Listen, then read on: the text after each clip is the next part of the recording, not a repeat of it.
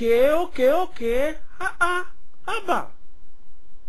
This is not the first time we've talked about this. Little intro. We don't have to bring in the whole tribal dance. How many times do I have to tell you? Stop shouting at me. Just do the show. You're whispering now. Oh, you're on the air? Oh, is that what you're doing with your fingers? Oh, okay.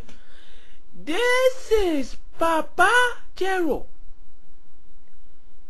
Folklore, mythology, things that make you creep in the night. That is what we are doing today. But today's story is the story of the tortoise, or as you kids today we refer to it by the turtle and the rabbit. Once again, this is the story of the tortoise and the rabbit. Why is it that the tortoise is so slow today and the rabbit is much faster? Why? Do you know that back in the day, many moons ago, the rabbit was slower than the tortoise? Yes, I said it. The tortoise was faster than the rabbit. Do you know why? Did you ever ask yourself why? Okay, I will answer that question. You never did, and I know. So this is the story of why the tortoise is slower than the rabbit. Why, or the why, the who, the how, all will be revealed. Many moons ago, once upon a time, in a land far away, Mr. Rabbit and Mr. Tortoise used to run races every day. Up the mountain, down the mountain, underground, overground, up the tree, under the tree, through the woods, through the sand. It didn't matter. They would run races to see who was the faster of the two. And if they ran 1,000,000 times, the tortoise would win 1,000,001 times. The rabbit could not beat the tortoise. And of course, you are thinking to yourself, oh, but I'm sure it's because the tortoise did not have that house on his back. That's another story for another time. Why the tortoise carries his house all over the place, or her house, whatever. It doesn't matter. Either way. That's another story another time. But today, we are going to find out why. As I've said, this is even with the tortoise carrying his house on his back, he would still whip Mr. Rabbit like he stole something. He would whip Mr. Rabbit like a runaway slave. He would beat Mr. Rabbit like an unwanted stepchild. That's how badly he used to beat Mr. Rabbit.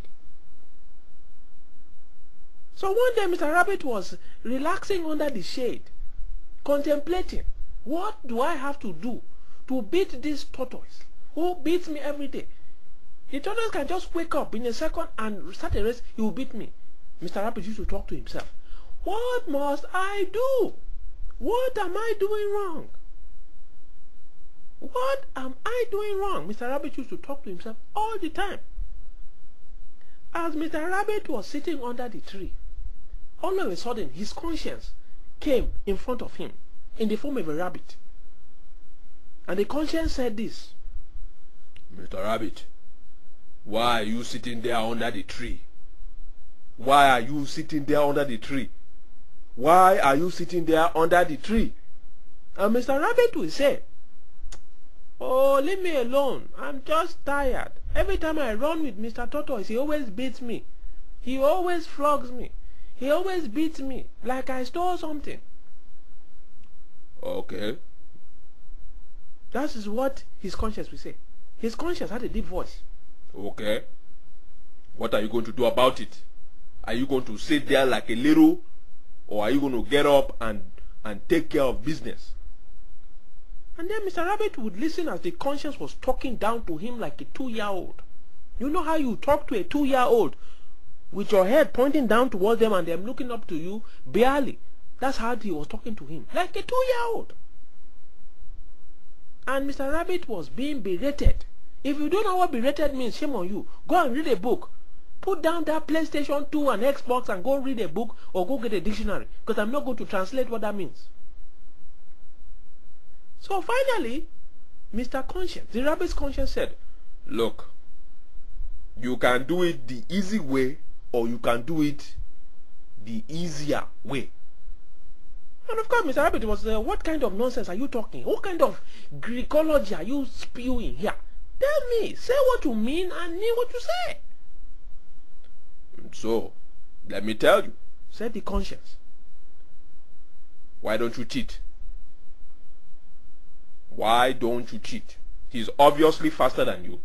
Why don't you do whatever it takes to beat Mr. Tortoise? Whatever it takes.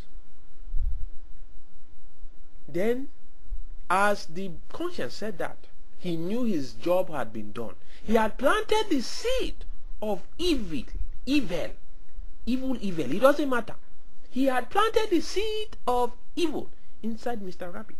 And Mr. Rabbit was saying, as he was chewing on his carrot,